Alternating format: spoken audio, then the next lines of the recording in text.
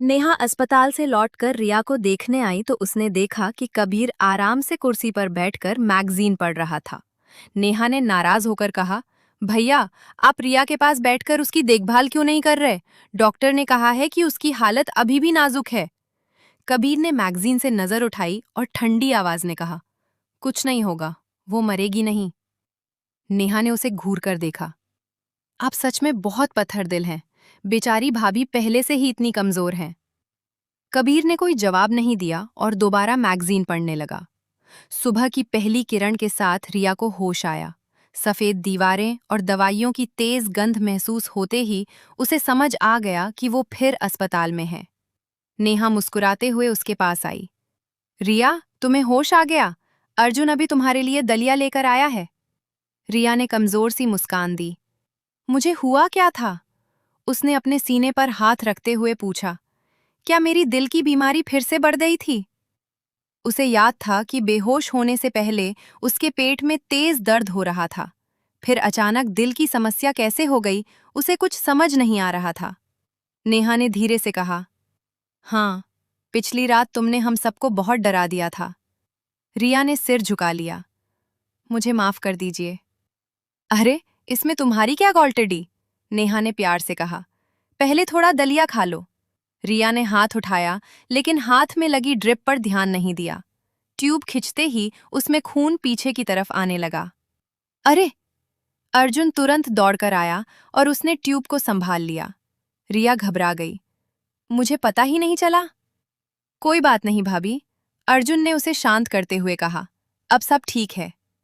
रिया फिर चुप हो गई। उसका उदास चेहरा देखकर नेहा ने अर्जुन की तरफ देखा। अर्जुन समझ गया कि नेहा उससे कुछ पूछना चाहती है। कुछ देर बाद नेहा उसे कमरे से बाहर ले गई। कबीर कहाँ गया? अर्जुन ने नजरें चुराते हुए कहा। मुझे नहीं पता। नेहा ने उसकी बांह पकड़ ली। अर्जुन, झूठ मत बोलो। हम दोनों उसे लेने आने वाले थे। फिर वो पहले क्यों चला गया? मैं सच कह रहा हूं, मुझे नहीं पता। नेहा ने उसका पीछा करना नहीं छोड़ा। आखिरकार अर्जुन को सच बताना पड़ा। वो सच में चला गया? नेहा हैरान रह गई। क्या वो प्रिया के लिए वापस गया है? अर्जुन ने धीरे से सिर हिलाया। नेहा की आंखें फैल गईं। हे भगवान, मेरी भाभी तो कमाल की निकली। मैंने आज तक कबीर को किसी के लिए इतना परेशान होते नहीं देखा। अर्जुन ने असहज होकर कहा। ऐसा नहीं है, कबीर सर बस कुछ इंतजाम करने वापस गए हैं। कैसा इंतजाम? मुझे नहीं पता। नेहा ने आंखें घुमाईं। ठीक है, डॉक्टर को बुलाओ। रिया का चेकअप भी हो गया है। जी। कुछ देर बाद डॉक्टर शर्मा ने रिया की जांच की। रिया ने चिंता से पूछा, डॉक्टर, मुझे कुछ हुआ तो नहीं है? डॉक्टर शर्मा मुस्कुराए। घबराने की कोई बात नहीं है। अभी आपकी हालत ठीक है। बस कुछ दिनों तक तनाव और ज्यादा भावनात्मक परेशानी से बचना होगा। ठीक है, धन्यवाद डॉक्टर। डॉक्टर के जाने के बाद नेहा खुशी खुशी सामान समेटने लगी। रिया उसे देखकर मुस्कुराई। आज इतनी खुश क्यों हो? नेहा हंसते हुए बोली। कुछ बुरा ना होना ही सबसे बड़ी खुशी है ना? रिया ने हल्की मुस्कान के साथ सिर हिला दिया। हाँ, ये बात तो सही है। तीनों अस्पताल से बाहर निकले ही थे कि सामने एक जाना पहचाना चेहरा दिखाई दिया। रोहित उनके पास आया। भाभी, मैं अभी आपको लेने ही ऊपर आने वाला था। रिया ने हैरानी से पूछा। रोहित जी, आप यहाँ? रोहित मुस्कुराया। क्या मैं नहीं आ सकता? कबीर ने मुझे आप लोगों को घर छोड़ने के लिए भेजा है। रिया कुछ पल के लिए सोच में पड़ गई। कबीर? वो तो पहले ही वापस जा चुका था। फिर उसने उसके लिए खास तौर पर गाड़ी क्यों भेजी? चलिए, ज्यादा मत सोचिए। मेरी गाड़ी बाहर खड़ी है। ओह, ठीक है। रिया उसके साथ बाहर चली गई। रोहित ने सभी को लेकर सीधे कबीर के घर पहुंचा दिया। जैसे ही रिया अंदर दाखिल हुई, वो रुक गई। लिविंग रूम में परिवार के लगभग सभी लोग मौजूद थे। यहां तक कि घर के नौकर भी एक तरफ खड़े थे। रिया ने धीमे से नेहा से पूछा, ये सब क्या हो रहा है? नेहा ने भी हैरानी से इधर उधर देखा, लेकिन किसी ने कुछ नहीं कहा। रोहित ने रिया का सामान नीचे रखा। कबीर, जैसा आपने कहा था, मैं इन्हें घर ले आया। कबीर की ठंडी आवाज कमरे में गूंजी। ठीक है। रोहित के लिए एक कुर्सी लगाओ। तुरंत एक कुर्सी लाई गई। रोहित ने रिया की तरफ देखा। भाभी, आप पहले बैठिए, अभी अस्पताल से आई हैं। रिया ने कबीर की तरफ देखा। कबीर कुछ नहीं बोला। रोहित ने उसे धीरे से कुर्सी पर बैठा दिया। रिया को कुछ समझ नहीं आ रहा था। कबीर ने कमरे में मौजूद सभी लोगों की तरफ देखा। अब जब सब लोग यहाँ हैं, तो एक जरूरी बात का फैसला कर लेते हैं। दादाजी ने रिया के पीले पड़े चेहरे को देखा और गंभीर हो गए। ये मामला छोटा नहीं है। रोहित भी यहाँ गवाह है। आज के बाद ऐसी घटना दोबारा नहीं होनी चाहिए। जो भी दोषी होगा उसे बिल्कुल माफ नहीं किया जाएगा। कबीर की नजर सामने खड़ी कविता पर जाकर रुक गई। उसकी आवाज बर्फ जैसी ठंडी थी। बिल्कुल, इस बार भी किसी को नहीं छोड़ा जाएगा। कविता ने हल्की मुस्कान के साथ कहा।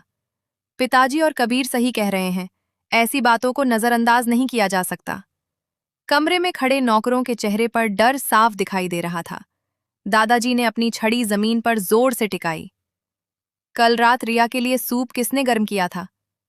रसोई में काम करने वाली महिला तुरंत आगे आई।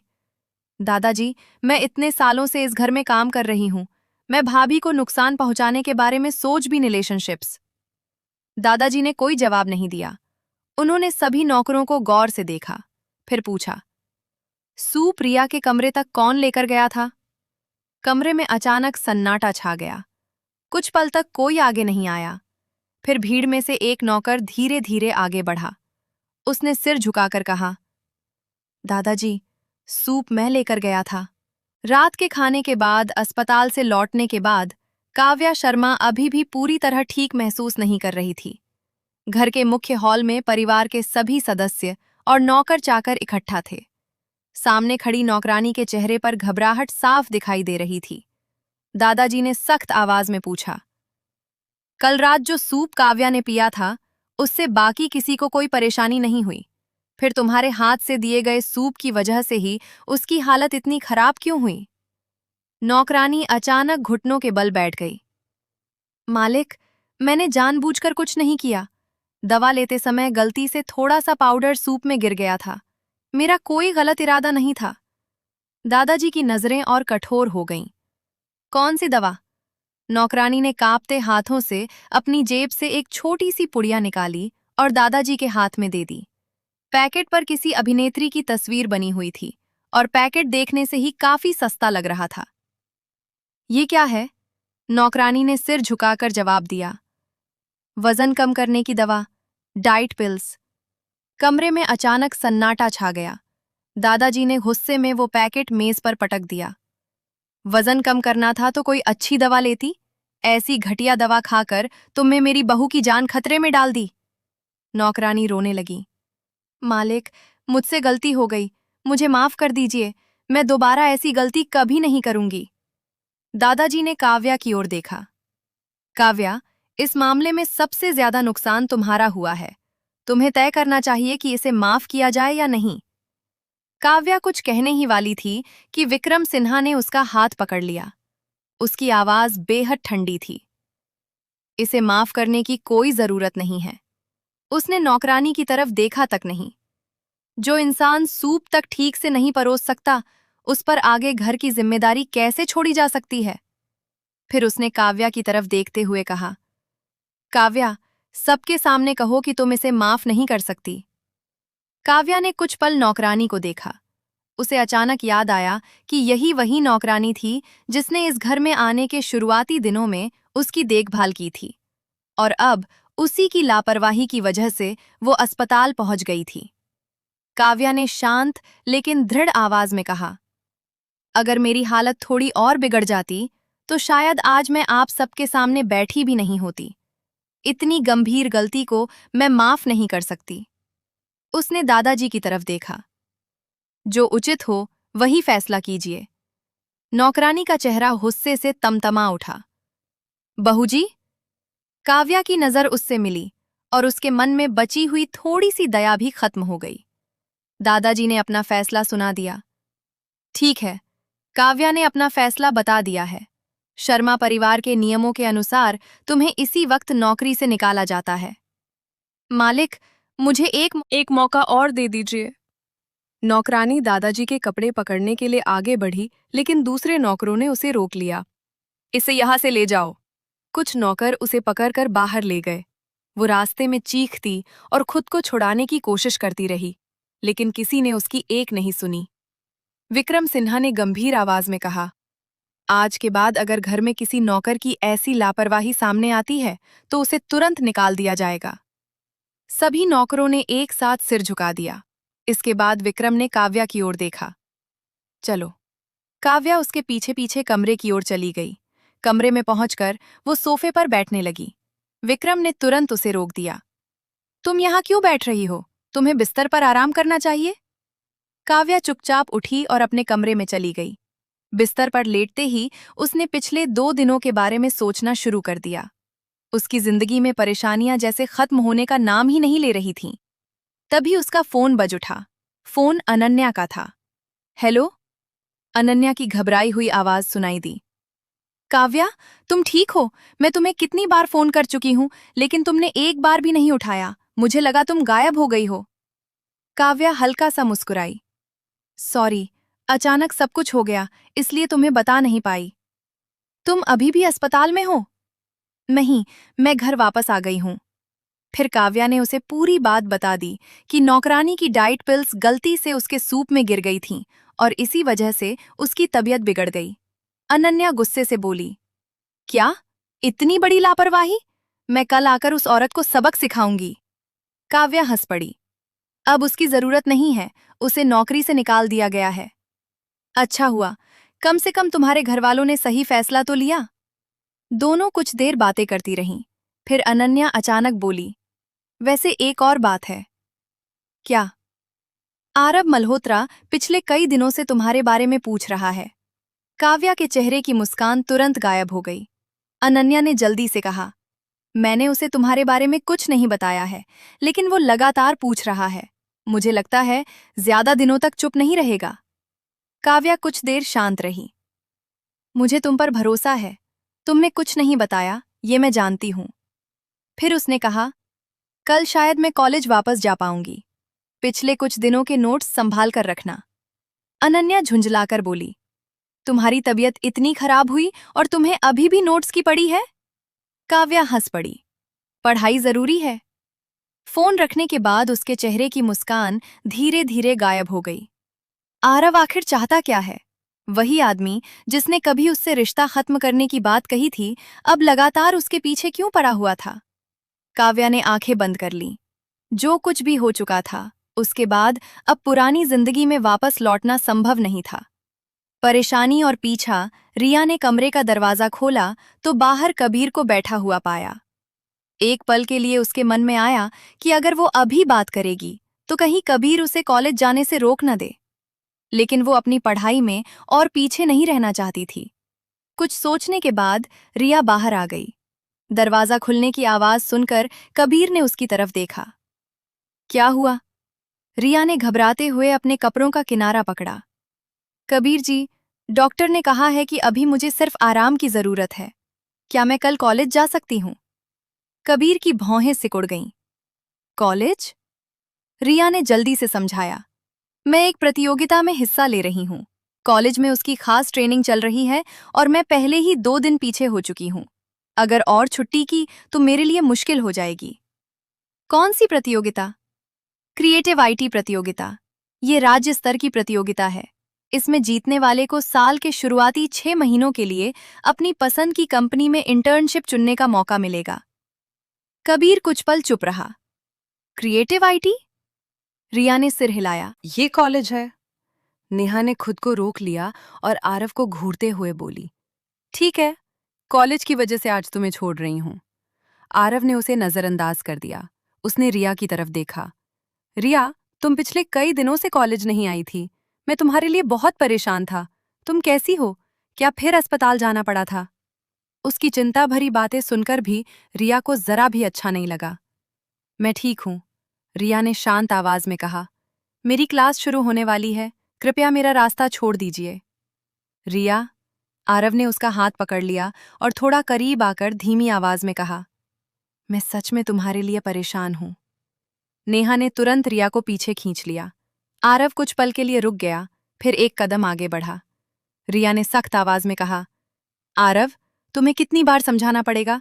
हमारे बीच सब कुछ खत्म हो चुका है, मेरा पीछा करना बंद करो। आरव उसकी तरफ उम्मीद भरी नजरों से देखता रिया ने उसका जवाब सुने बिना नेहा का हाथ पकड़ा और वहां से आगे बढ़ गई। कुछ दूर जाने के बाद नेहा ने पीछे मुड़कर देखा। आरव अब भी उनका पीछा कर रहा था। नेहा ने भौहें सिकोड़कर कहा, भाभी, ये आदमी आपका पीछा क्यों नहीं छोड़ रहा? सच में गोंद की तरह चिपक गया है। रिया ने थकी हुई आवाज में कहा, उसे नजरअंदाज करो, एक दिन खुद ही समझ जाएगा कि अब सब कुछ बदल चुका है। रिपल्स ने एक बार फिर पीछे मुड़कर देखा, लेकिन तब तक वो आदमी वहां से जा चुका था। रिपल्स ने गंभीरता से कहा, बड़ी बहू जी, आगे से ऐसे लोगों से थोड़ा दूर ही रहिएगा। सुहाना ने बेबस मुस्कान के साथ उसकी तरफ देखा। हाँ, मुझे पता है, तुम चिंता मत करो। ठीक है। दोनों आगे बढ़कर क्लासरूम की तरफ चली गईं। उधर काव्या दरवाजे की तरफ देख रही थी। जैसे ही उसे एक जाना पहचाना चेहरा दिखाई दिया, वो तुरंत खड़ी हो गई और खुशी से हाथ हिलाने लगी। सुहाना, इधर आओ। सुहाना रिपल्स के साथ उसके पास पहुंची और मुस्कुराकर बोली, तुमने हमारे लिए जो 2 सीटें बचाकर रखी थीं, वो अभी भी खाली है? हाँ, बिल्कुल, काव्या ने मुस्कुराते हुए कहा। तुम दोनों अंदर बैठो। रिपल्स, तुम अंदर वाली सीट पर बैठ जाना। रिपल्स अंदर बैठ गई। काव्या ने सुहाना को गौर से देखा और चिंतित होकर बोली, तुम्हारा चेहरा फिर से इतना पीला क्यों पड़ गया? मैंने कहा था ना कि अपनी सेहत का ध्यान रखा करो। तुम तो हर दूसरे दिन अस्पताल पहुंच जाती हो। सुहाना ने हल्की मुस्कान के साथ उसका हाथ दबाया। कुछ नहीं हुआ, बस गलती से कुछ ऐसा खा लिया था जो मुझे नहीं खाना चाहिए था। अब मैं बिल्कुल ठीक हूं। काव्या फिर भी चिंतित थी। ठीक हो या नहीं, आगे से ऐसी लापरवाही मत करना। मैं कितनी परेशान थी तुम्हें पता भी है। अचानक उसकी नजर रिपल्स पर पड़ी। वो कुछ कहने ही वाली थी, फिर रुक गई। छोड़ो, बाद में बताऊंगी, अभी क्लास पर ध्यान देते हैं। मुख्य क्लास खत्म होने के बाद तीनों को कंप्यूटर लैब में अतिरिक्त ट्रेनिंग के लिए जाना था। जैसे ही रिपल्स ने अंदर देखा, उसका चेहरा तुरंत उतर गया। फिर से ये आदमी? सुहाना ने थकी हुई मुस्कान के साथ कहा, अभी ये हमारे अस्थायी शिक्षक हैं। रिपल्स को ट्रेनिंग क्लास में बैठने की अनुमति नहीं थी, इसलिए उसे बाहर ही रुकना पड़ा। दरवाजे के शीशे से वो अंदर झांकती रही। उसने देखा कि शिक्षक बार बार सुहाना की तरफ देख रहा था। रिपल्स को बिल्कुल अच्छा नहीं लगा। उसने तुरंत अपना फोन निकाला और अर्जुन को मैसेज किया, रिपल्स, कोई आपकी पत्नी को वापस पाने की कोशिश कर रहा है। उधर अर्जुन उस समय एक जरूरी वीडियो मीटिंग में था। फोन की आवाज सुनकर उसने स्क्रीन पर चल रही मीटिंग के बीच फोन उठाया और मैसेज पढ़ा। अर्जुन, साफ साफ बताओ। रिपल्स, सुहाना का बचपन का दोस्त है, लगता है उसे दोबारा पाने की कोशिश कर रहा है। अर्जुन की भौहें हल्की सी सिकुड़ गईं। मीटिंग में मौजूद एक अधिकारी ने पूछा, सर, अगर इस कॉन्ट्रैक्ट में कोई समस्या है तो हम इसमें बदलाव कर सकते हैं। अर्जुन ने स्क्रीन की तरफ देखा। नहीं, आगे बढ़िए। फिर उसने फोन उठाया। अर्जुन, छोटी मोटी बात है, उसके लायक भी नहीं। रिपल्स ने तुरंत जवाब दिया। रिपल्स, इतना भरोसा है खुद पर? अर्जुन, बिल्कुल। रिपल्स, बाद में पछताओगे, याद रखना। इसके बाद अर्जुन ने कोई जवाब नहीं दिया। काफी देर बाद क्लास खत्म हुई। रिपल्स तुरंत अंदर पहुंची। शिक्षक सुहाना से कह रहा था, सुहाना, जो सवाल तुमने अभी पूछा था उसका एक और तरीका है, चाहो तो मैं तुम्हें समझा सकता हूं। सुहाना कुछ सोचकर काव्या की तरफ देखने लगी। काव्या ने मुस्कुराकर कहा, सिर्फ पढ़ाई की बात है तो सुन लेना, इसमें कोई बुराई नहीं है। दोनों अपनी किताबें लेकर शिक्षक की तरफ बढ़ीं, लेकिन तभी रिपल्स उनके सामने आकर खड़ी हो गई। इसकी कोई जरूरत नहीं है, वो मुस्कुराई और बोली, इस विषय को इससे भी बेहतर समझाने वाला एक इंसान है, मैं तुम्हें उसके पास लेकर चलती हूं। ये कहकर उसने दोनों का हाथ पकड़ा और उन्हें बाहर ले जाने लगी। काव्या ने तुरंत उसे रोकते हुए कहा, अरे धीरे, सुहाना की तबीयत अभी पूरी तरह ठीक नहीं हुई है, उसे लेकर ऐसे मत भागो। रिपल्स ने पीछे मुड़कर देखा। शिक्षक उनके पीछे नहीं आया था। तब जाकर उसने दोनों को छोड़ा। सुहाना ने हाँफते हुए पूछा, रिपल्स, तुम जिस इंसान की बात कर रही थी वो कौन है? क्या मैं उसे जानती हूं? रिपल्स ने रहस्यमयी मुस्कान के साथ कहा, बड़ी बहू जी, घर पहुंचोगी तो खुद पता चल जाएगा। सुहाना के मन में तुरंत एक नाम आया। क्या वो अर्जुन था? इससे पहले कि वो कुछ सोच पाती, रिपल्स ने फिर उसका हाथ पकड़ लिया। चलो, पहले इस आदमी से जितना दूर रह सकें उतना अच्छा है। सुहाना समझ रही थी कि रिपल्स को वो शिक्षक बिल्कुल पसंद नहीं था, लेकिन उसे अंदाजा नहीं था कि रिपल्स उसके खिलाफ इतनी खुलकर खड़ी हो जाएगी। पूरे दिन रिपल्स की वजह से सुहाना को उस आदमी से ज्यादा परेशानी नहीं हुई। शाम को क्लास खत्म होने के बाद उन्हें लेने के लिए फिर वही कार आई। इस बार अर्जुन भी कार में मौजूद था।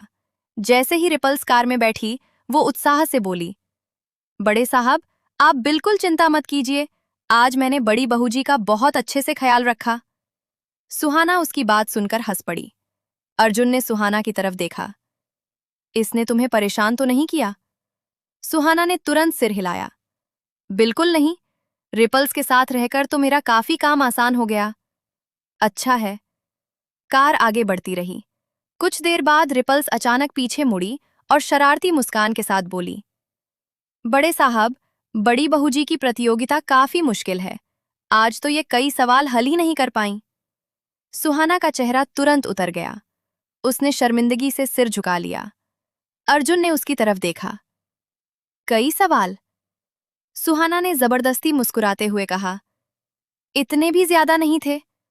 वो अपनी थोड़ी सी इज्जत बचाने की कोशिश कर रही थी। रिपल्स हंसते हुए बोली, बड़ी बहू जी, आप शर्म क्यों कर रही हैं? हमारे बड़े साहब तो पढ़ाई में जीनियस हुआ करते थे। वो आपकी सारी मुश्किलें हल कर देंगे। सुहाना ने हैरानी से अर्जुन की तरफ देखा। आप इतने होशियार थे? अर्जुन की आवाज में हल्की नाराजगी आ गई। क्या मैं तुम्हें जीनियस जैसा नहीं लगता? सुहाना ने तुरंत सिर हिलाया। नहीं, मेरा मतलब, बिल्कुल लगते हैं। रिपल्स अपनी हंसी रोकने के लिए मुंह दूसरी तरफ कर गई। अर्जुन ने उसे घूर कर देखा। ज्यादा हंसी तो तुम्हें कार से बाहर उतार दूंगा। रिपल्स तुरंत चुप हो गई। घर पहुंचने के बाद सुहाना ने जल्दी से कपड़े बदले और पढ़ाई करने बैठ गई। लेकिन किताब के पन्नों पर लाल निशान देखकर वो रुक गई। रिपल्स के सामने तो अब वो उस शिक्षक से मदद नहीं ले सकती थी। तो फिर उसने धीरे से अपनी किताब उठाई और कमरे से बाहर निकली। सामने अर्जुन के कमरे की लाइट अभी भी जल रही थी। सुहाना धीरे धीरे दरवाजे तक पहुंची। उसने दरवाजे को देखा। मैं उनसे कह सकती हूँ कि... वो रुक गई। नहीं, इतनी सीधी बात कैसे कहूँ? उसने खुद को समझाया। शायद मैं कहूँ... फिर वो रुक गई। नहीं, ये भी अजीब लगेगा। उसने अपने होठों पर हाथ रखा और गहरी सांस ली। इस बार उसने मन ही मन फैसला किया। शायद मैं उनसे... तभी दरवाजा अचानक खुल गया। सामने अर्जुन खड़ा था। उसका चेहरा हमेशा की तरह शांत और गंभीर था। सुहाना वहीं जम गई। अर्जुन ने उसकी किताब की तरफ देखा और बिना किसी भाव के कहा, अंदर आओ। सुहाना एक पल के लिए हैरान रह गई। फिर उसने किताब को थोड़ा कसकर पकड़ा और चुपचाप उसके कमरे के अंदर चली गई। ऐसे ही सुनते रहने के लिए चैनल को सब्सक्राइब जरूर करें।